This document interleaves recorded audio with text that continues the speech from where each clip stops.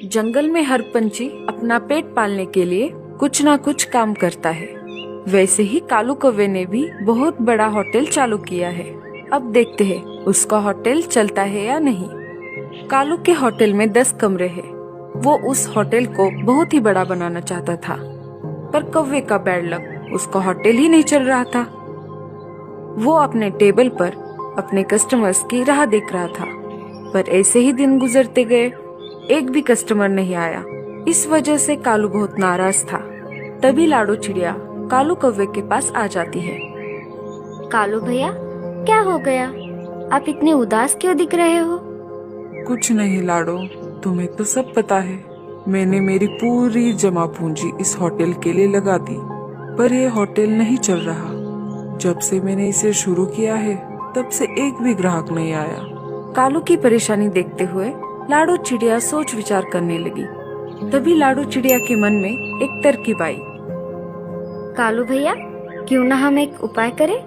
लाडो, कौन सा उपाय? आखिर तुम क्या कहना चाहती हो? कालू भैया, हम कुछ पोस्टर छपवा देते हैं और वो पूरे जंगल में जगह जगह लगा देंगे। जब कोई भी हमारा पोस्टर देखेगा तो वो हमारे होटल जरूर आएगा। हाँ लाडो, अब ये भी करके देखते हैं। कालू बहुत सारे पोस्टर छपवा के लाता है। दोनों मिलकर पूरे जंगल में पोस्टर्स लगवा देते हैं। पोस्टर लगवाकर वो दोनों वापस होटल आ जाते हैं। लाडो, हमने तो सब जगह पोस्टर लगवा दिए। अब देखते हैं आगे क्या होता है। 2-3 दिन गुजर जाते हैं। तभी दूर किसी जंगल से बहुत सारे पंछी घूमते घूमते लाडो चिड़िया के जंगल में आ जाते हैं।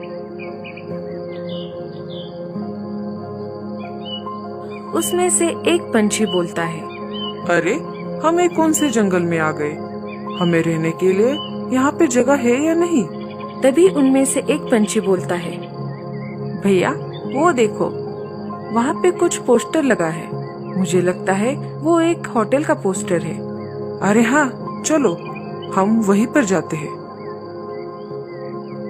सारे पंछी कालू के होटल आ जाते हैं। रात होने के कारण कालू कौवा सो रहा होता है। भाई साहब, अरे ओ भाई साहब।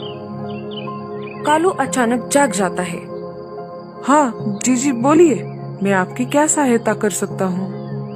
हमने जंगल में लगाए कुछ पोस्टर्स देखे, उससे हमें पता चला कि तुम्हारे पास होटल्स में रूम है। हाँ, आपने ठीक देखा। हम परदेश से आए हैं। हमारी तादाद बहुत है। हमें लगभग 10 कमरे चाहिए। हाँ, हम आपके लिए 10 कमरे की व्यवस्था कर सकते हैं। आप निश्चिंत हो जाइए। ठीक है, ये तो अच्छी बात है, पर हमें सुविधा बहुत अच्छी चाहिए।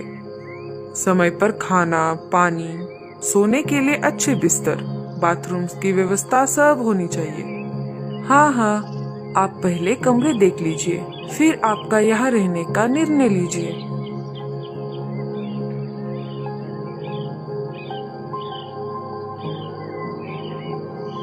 कालू कौवा एक पंछी को कमरा दिखाता है। इस होटल के कमरे तो बहुत ही अच्छे हैं। हम सब तैयार हैं। कालू कौवा और परदेसी पंछी नीचे आ जाते हैं। लाडो चिड़िया भी वहाँ आ जाती है। वो तो ठीक है, लेकिन यहाँ पे रूम सर्विस के लिए कोई दिखाई नहीं दे रहा। कालू कौवा चिंतित हो जाता है। लाडो, जरा इधर आओ। क्या हुआ कालू भैया? मैंने तो रूम सर्विस के लिए किसी को रखा ही नहीं। कालू भैया, आप टेंशन मत लीजिए, मैं हूँ ना आपके साथ। मैं कर लूंगी रूम सर्विस का काम। नहीं लाडो, पहले से ही तुमने मेरी इतनी सारी मदद की है, ऊपर से मैं तुम्हें इतना ज्यादा काम नहीं लगा सकता। कोई बात नहीं कालू भैया, आखिर तुमने मुझे बहन माना है और बहन का फर्ज है भाई की मदद करना। इधर सारे परदेसी पंछी कालू कौवे की राह देख रहे थे। फिर क्या विचार है आपका? हम रुके या यहाँ से जाए? कोई प्रॉब्लम है तो हमें बताइए।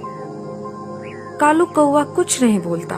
तभी लाडो ने कहा, नहीं, आप यहाँ पे ठहर सकते हैं बिना कोई परेशानी से। आपको समय पर सब सुविधा मिल जाएगी।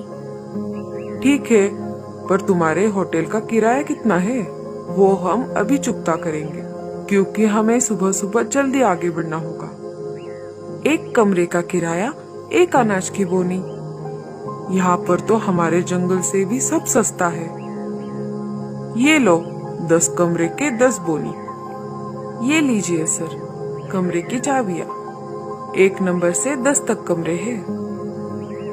सब पंछी अपने अपने कमरे की चाबियां लेकर कमरे की तरफ निकल पड़ते हैं।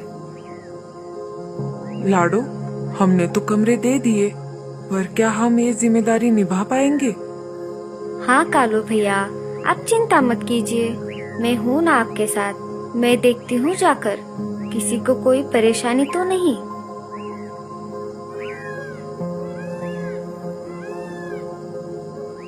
लाडो एक कमरे के सामने आ जाती है और कमरे का दरवाजा खटखटाती है। तभी अंदर से एक आवाज आई। कौन है? Room service sir. परदेसी पंछी ने दरवाजा खोल दिया। सर, क्या आपको कोई परेशानी है? हाँ, हमें भूख लग रही है। हमने काफी यात्रा भी की है। जितनी जल्द हो सके उतनी जल्द खाने का प्रबंध करो। जी हाँ सर, हम जल्द ही आपकी सेवा में हाजिर हो जाएंगे। तब तक आप थोड़ी देर आराम कीजिए। लाडो जल्द से कालू भैया के पास आ जाती है। कालू भैया, अब हमें खाने का इंतजाम करना चाहिए।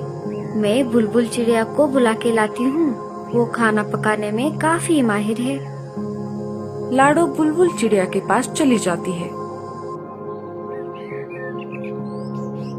बुलबुल चिड़िया, अरे ओ बुलबुल चिड़िया, दरवाजा खोलो, मैं हूँ लाडो। बुलबुल दरवाजा खोल देती है। क्या हुआ लाडो, इतनी रात गए तुम यहाँ कैसे? कोई परेशानी है क्या? नहीं नहीं, परेशानी तो नहीं, पर हमें तुम्हारी मदद की जरूरत है।